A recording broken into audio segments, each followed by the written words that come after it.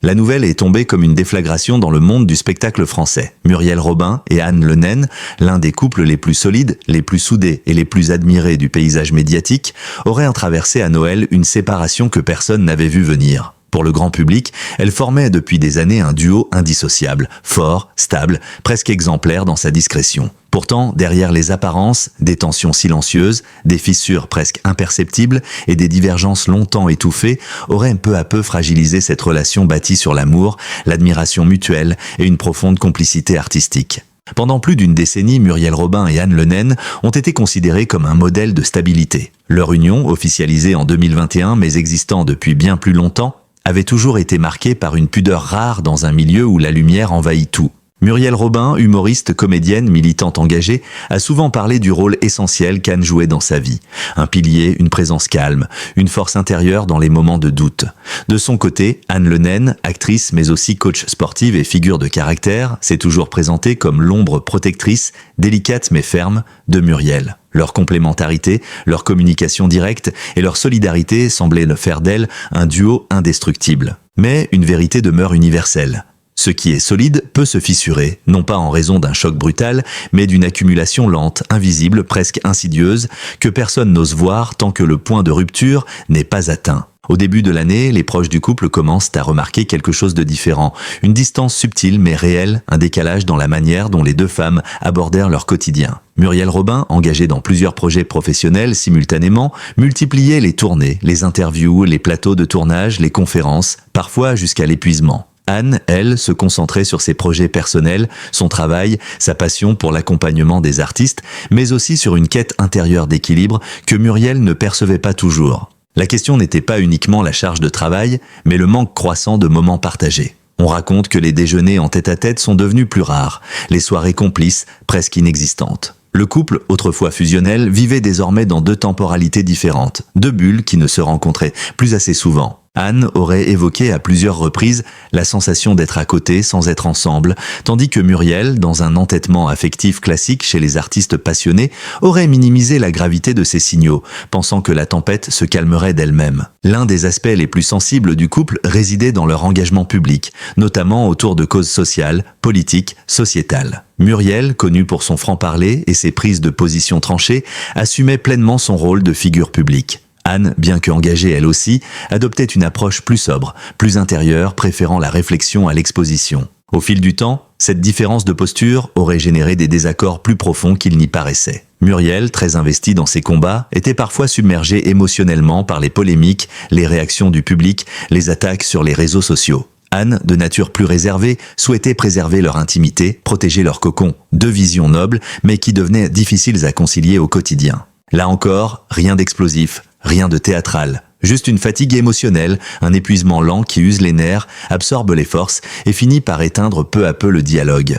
En octobre et novembre, les proches notent que les deux femmes apparaissent rarement ensemble en public. Plusieurs événements où elles étaient habituellement inséparables voient Muriel arriver seule, parfois justifiant l'absence d'Anne par des raisons professionnelles, parfois par un simple « elle ne pouvait pas venir ». De son côté, Anne apparaît plus discrète que jamais, évitant toute exposition.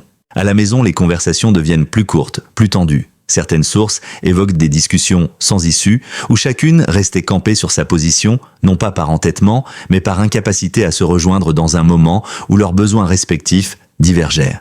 Les silences, autrefois confortables, deviennent lourds, les soirées deviennent solitaires. La maison, autrefois pleine de rire, se transforme en espace neutre, presque administratif, un lieu où l'on se croise, mais où l'on ne se trouve plus. Cette période, pourtant encore loin de Noël, aurait été la vraie bascule émotionnelle. La tension atteint son apogée au moment des fêtes. Pour Muriel Robin, Noël est une période symbolique, chaleureuse, familiale, chargée d'émotions. Pour Anne Le Naine aussi, mais peut-être d'une façon différente, plus introspective. On raconte que le programme des fêtes avait été discuté pendant des semaines, sans jamais trouver une forme qui satisfaisait les deux. Certaines sources proches du couple évoquent une dispute précise, non pas violente, mais profondément révélatrice, sur la manière de passer le réveillon. Muriel aurait voulu réunir plusieurs proches, renouer avec une ambiance joyeuse, expansive. Anne, déjà fragilisée intérieurement, aurait préféré un moment calme, presque intime, loin du bruit, loin des obligations sociales qui la fatiguaient. Cette divergence aurait déclenché une conversation longue, douloureuse, parfois interrompue par des silences coupants, où pour la première fois, les deux femmes auraient formulé clairement ce qu'elles évitaient depuis des mois, qu'elles ne regardaient plus dans la même direction. Selon plusieurs témoins indirects, la décision ne s'est pas faite dans la colère ni dans la violence émotionnelle. Il s'agissait d'un constat lucide, amer mais nécessaire. L'amour restait là, mais la vie commune n'avançait plus.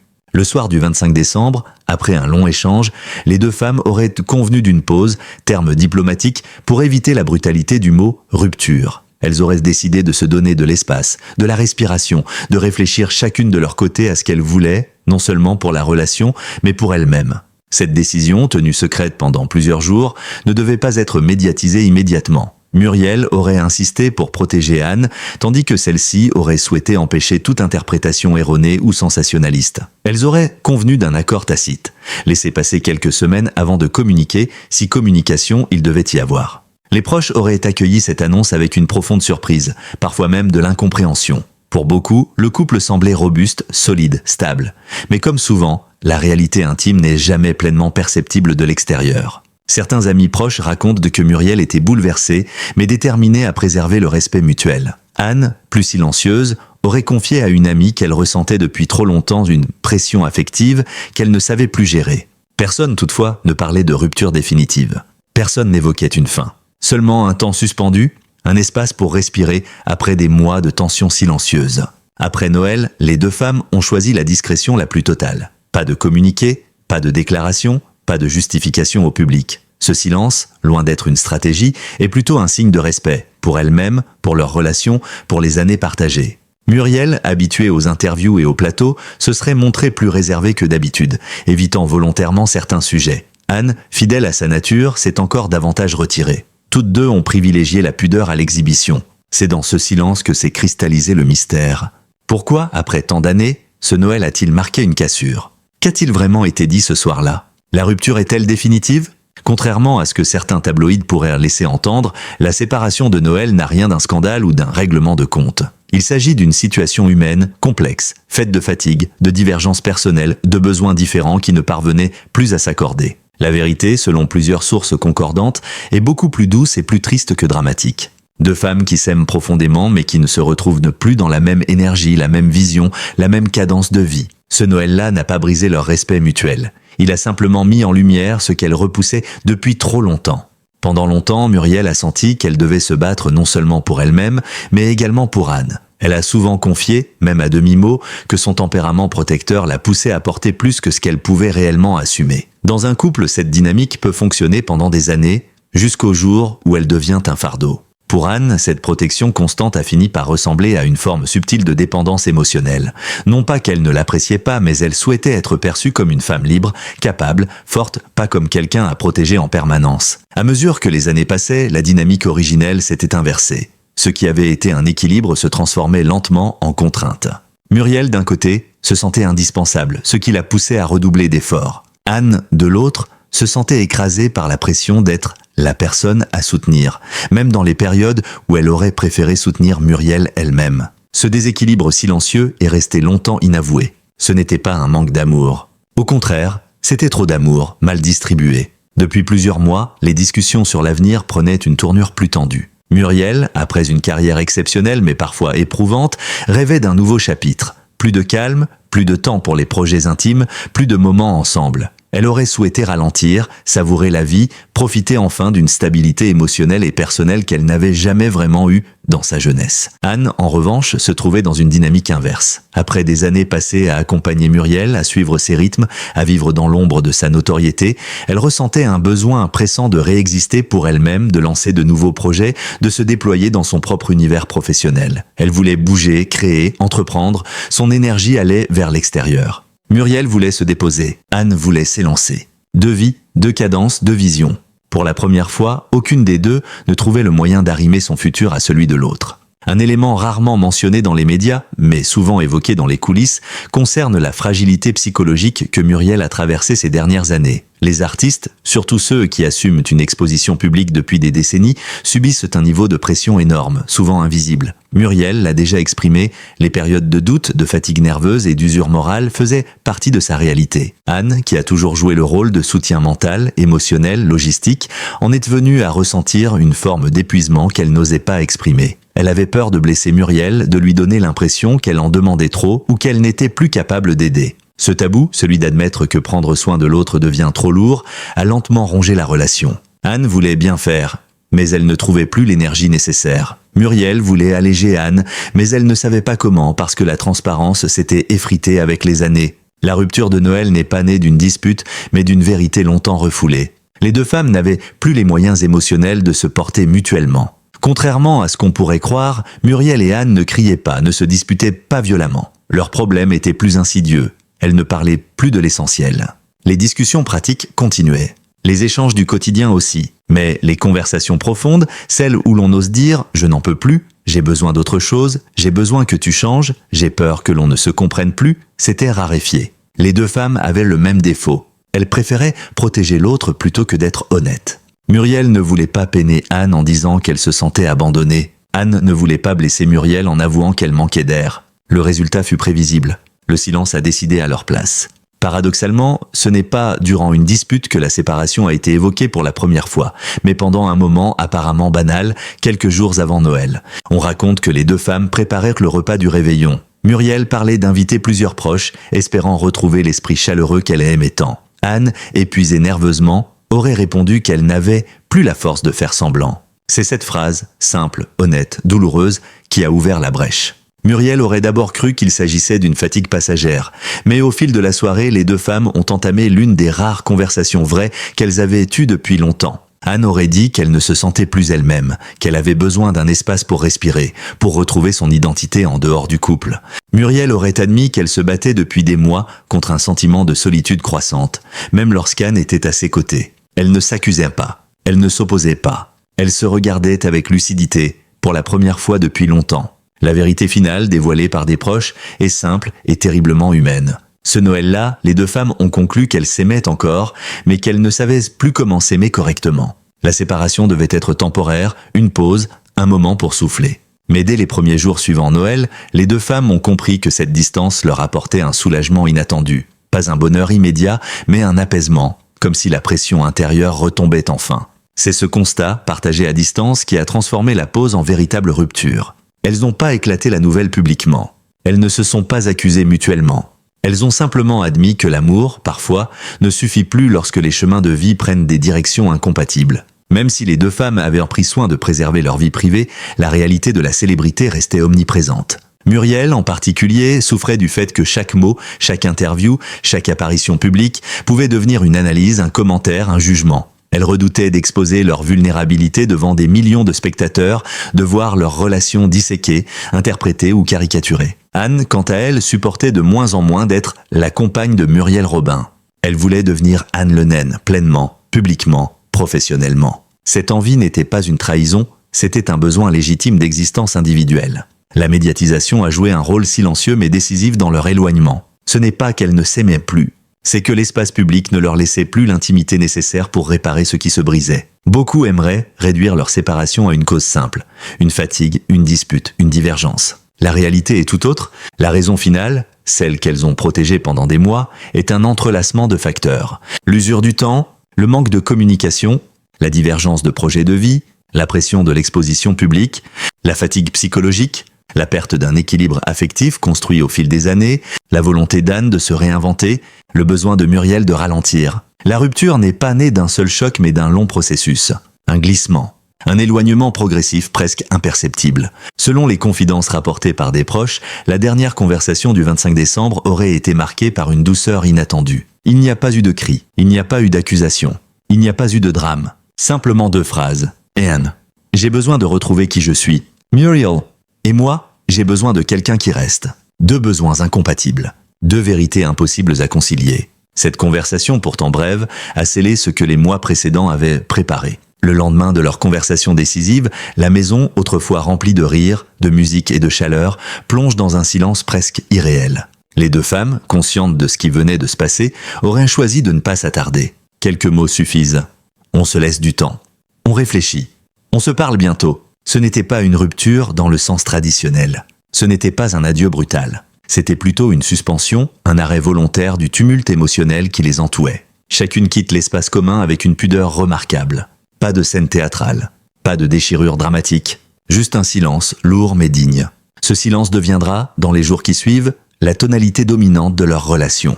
Lorsque les premières rumeurs de leur séparation commencent à circuler, non pas par voies officielles, mais par des murmures dans les cercles proches, le milieu artistique est plongé dans une forme de stupeur respectueuse. Muriel Robin, figure emblématique du rire, de la comédie et des engagements citoyens, suscite énormément de sympathie. Anne Le Naine, plus discrète, est néanmoins admirée pour sa force, sa discipline et sa droiture. Leur couple était considéré comme une forteresse.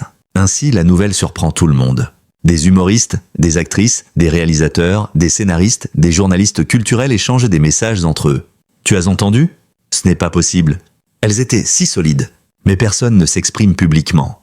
Par respect. Parce que chacun sait que Muriel, malgré sa présence médiatique, protège farouchement sa vie privée. L'absence de commentaires publics montre à quel point les deux femmes ont su inspirer, au fil des années, une forme de considération rare dans le monde du spectacle. Pour Muriel, la séparation représente un choc intérieur. Malgré sa force, son humour, sa capacité à rebondir, elle fait face à une solitude soudaine qui lui rappelle certaines périodes sombres de son passé. Mais à la différence d'autrefois, elle possède désormais une maturité émotionnelle qui lui permet de ne pas sombrer. Les premiers jours, elle s'enferme dans son travail, un réflexe presque naturel. Elle relit des textes, conclut des projets, participe à quelques réunions, mais son entourage note un changement subtil. Un silence plus profond, un regard plus grave, un ton moins enjoué. Puis, progressivement, elle commence à prendre du recul. Elle s'accorde des moments seuls, marche longuement, réfléchit sans complaisance à son rapport à l'amour, au couple, à la dépendance émotionnelle, à la peur de perdre. Elle réalise alors quelque chose d'essentiel. Elle n'avait jamais appris à vivre pour elle-même, seulement pour son public, ses proches, ses engagements, et pour Anne. Cette prise de conscience douloureuse, mais libératrice, sera le début de sa reconstruction. Pour Anne, la séparation n'est pas plus simple. Même si elle l'a demandé, même si elle en ressentait le besoin, même si elle étouffait depuis des mois, la liberté retrouvée vient avec une douleur aiguë, celle de se détacher d'une femme qu'elle a profondément aimée. Les premiers jours après Noël, Anne aurait pris du recul, peut-être en voyage, peut-être dans un lieu familier mais isolé. Elle avait besoin de silence, de nature, de respiration. Reposer son esprit, se retrouver. Mais chaque moment de calme réveillait un doute. Ai-je fait le bon choix ? Aurais-je dû essayer davantage ? Avons-nous abandonné trop tôt ? Cette ambivalence est classique dans les séparations longues et profondes. Personne ne part en claquant la porte. Personne ne tourne la page du jour au lendemain. Anne apprend à vivre seule après des années à deux. Elle réorganise son quotidien, revient à ses propres projets, renoue avec ses passions anciennes. Le sport, l'accompagnement, l'écriture, la méditation. Elle découvre qu'elle peut exister en dehors de l'ombre bienveillante, mais envahissante, du couple. Quelques semaines après Noël, les médias commencent à remarquer que les deux femmes n'apparaissent de plus ensemble. Muriel évite soigneusement les allusions à sa vie privée. Anne, fidèle à sa nature, se fait encore plus discrète. Mais dans un paysage médiatique avide de scoop, le silence est une invitation à la spéculation. Les premières publications apparaissent. Une distance entre Muriel Robin et Anne Le Naine ? Des tensions dans le couple ? Une pause ou une rupture définitive ? Muriel, qui a toujours maîtrisé sa communication, choisit de ne pas répondre. Anne fait de même. Ce refus d'alimenter les rumeurs témoigne d'un pacte tacite entre elles. Ne rien laisser au hasard, ne rien laisser aux tabloïds, ne pas offrir leur intimité en pâture. C'est une force rare dans un monde où beaucoup cèdent à la tentation de tout dire. La séparation agit comme un révélateur psychologique pour les deux femmes. Pour Muriel, elle met en lumière la fatigue nerveuse accumulée depuis des années. Elle comprend qu'elle se réfugiait dans le travail pour éviter de voir les fissures du couple. Elle réalise aussi qu'elle n'écoutait plus ses propres besoins. Pour Anne, elle révèle une souffrance qu'elle refusait d'admettre. Elle découvre à quel point elle s'était effacée derrière la carrière de Muriel, derrière la médiatisation constante, derrière la volonté de protéger et d'être protégée. Les deux femmes vivaient une relation généreuse mais déséquilibrée. Une relation où l'amour faisait écran aux vérités essentielles. La séparation les oblige, chacune de leur côté, à faire face à ces vérités. La reconstruction est lente mais authentique. Pour Muriel, elle se recentre sur elle-même. Elle consulte son tour de professionnels, de proches, de personnes de confiance. Elle reformule son rapport au travail, prend le temps qu'elle n'avait jamais pris. Elle apprend à ralentir, à respirer, à savourer le quotidien. Et surtout, elle comprend que sa valeur personnelle n'est pas définie par sa capacité à sauver, à aider ou à porter les autres. Pour Anne, elle s'engage dans des projets nouveaux, indépendants, personnels. Elle explore une énergie qu'elle avait longtemps négligée, celle de se choisir elle-même. Elle écrit, crée, se reconstruit avec une force tranquille. Son entourage remarque qu'elle sourit davantage, mais d'un sourire mélancolique, celui des gens qui ont perdu quelque chose mais gagné une paix intérieure. Contrairement à d'autres séparations médiatiques, celle-ci n'a pas laissé place à la rancœur. Les deux femmes demeurent liées par un respect profond, une gratitude immense et un passé partagé qui ne s'effacera jamais. Des proches affirment qu'elles se parlent encore, à distance, des messages sobres, des appels occasionnels, des signes de bienveillance. Elles ne sont pas redevenues amies, pas encore, mais elles ne sont pas devenues étrangères non plus. C'est une forme de relation rare, mature, équilibrée, où la séparation ne signifie pas effacement. Lorsque la presse finit par confirmer la rupture, des milliers de réactions affluent. Mais contrairement à ce que l'on pourrait penser, la majorité du public fait preuve de compassion et de respect. Les fans de Muriel saluent son courage. Les admirateurs d'Anne louent sa discrétion. Beaucoup insistent sur le fait que, malgré la médiatisation, leur vie privée doit rester privée. Les commentaires les plus répandus sont « Elles forment un beau couple, même séparés. Chacune mérite d'être heureuse. L'amour ne disparaît pas, il se transforme. » Cette réaction chaleureuse prouve à quel point les deux femmes ont su toucher le cœur du public au fil des années. Au terme de cette enquête en 3 chapitres, une vérité s'impose. La séparation de Muriel Robin et Anne Le Naine n'est ni un échec, ni une tragédie, ni un secret honteux à dissimuler. C'est une étape de vie. Un passage obligé pour deux femmes qui ont longtemps avancé dans la même direction avant de comprendre qu'il leur fallait désormais suivre chacune leur propre trajectoire. Elles ne sont pas devenues étrangères du jour au lendemain. Elles ne sont pas devenues des silhouettes se croisant dans l'ombre. Au contraire, leur rupture révèle une maturité rare, une capacité à accepter que l'amour, parfois, prend de nouvelles formes. Ce n'est pas la disparition d'un sentiment, mais la transformation d'un lien. Dans un monde où tant de relations finissent dans la colère, la trahison, les cris ou l'amertume, l'histoire de Muriel et Anne nous rappelle qu'il est possible, et peut-être même nécessaire, d'oser dire la vérité avant que la douleur ne s'installe définitivement. Elles ont choisi l'honnêteté, la bienveillance, la préservation. Elles ont préféré se séparer proprement plutôt que d'abîmer ce qu'elles avaient construit pendant des années. Ce Noël-là, loin d'être un simple décor de rupture, a agi comme un révélateur. Cette nuit chargée d'émotions a mis en lumière ce que les mois précédents tentèrent de cacher. Des besoins incompatibles, des rythmes différents, des visions du futur qui ne se rejoignaient plus. Muriel voulait ralentir, respirer, savourer la douceur du quotidien, tandis qu'Anne ressentait un élan puissant, une volonté d'avancer, de créer, de se redécouvrir. Deux dynamiques opposées, deux forces sincères, deux vérités impossibles à concilier. Et pourtant, il n'y a ni vainqueur ni perdante. Il n'y a que deux femmes courageuses, déterminées à être fidèles à elles-mêmes, même si cela implique la fin d'un couple admiré. Aujourd'hui, Muriel se reconstruit, doucement mais sûrement, en apprenant à exister indépendamment de ses responsabilités affectives. Elle retrouve du temps pour elle, pour ses projets, pour son équilibre intérieur. Elle redécouvre ce que signifie vivre sans se sentir coupable de ralentir. De son côté, Anne s'épanouit dans une liberté qu'elle attendait depuis longtemps. Muriel Robin et Anne Le Naine avancent désormais chacune sur leur propre chemin, avec prudence mais conviction. Elles redécouvrent leur passion, redéfinissent leurs priorités et construisent une identité personnelle et professionnelle plus alignée avec leur vérité profonde. Leur séparation ne fut ni un conflit, ni une déchirure, ni une trahison, simplement l'acceptation lucide qu'une histoire doit parfois évoluer pour permettre à chacun de s'épanouir. Loin du scandale, leur rupture devient un exemple de respect et de maturité. Il est possible de se quitter avec dignité, sans haine, sans reniement, sans claquer la porte. Leur relation passée reste un souvenir précieux qui les accompagne mais ne les retient plus. L'avenir pour elles n'est pas une source d'angoisse, mais un horizon ouvert, un espace à réinventer selon leurs besoins et leurs rêves. Ce récit, émouvant et subtil, montre que choisir la liberté et la paix intérieure est un acte de courage. À ceux qui ont suivi leur histoire, l'auteur exprime sa gratitude et invite à s'abonner pour découvrir d'autres analyses et enquêtes sur la vie des célébrités. Le public est encouragé à liker, commenter et partager son avis, afin de soutenir la création de contenus authentiques et touchants. La promesse est claire, d'autres histoires captivantes arrivent bientôt.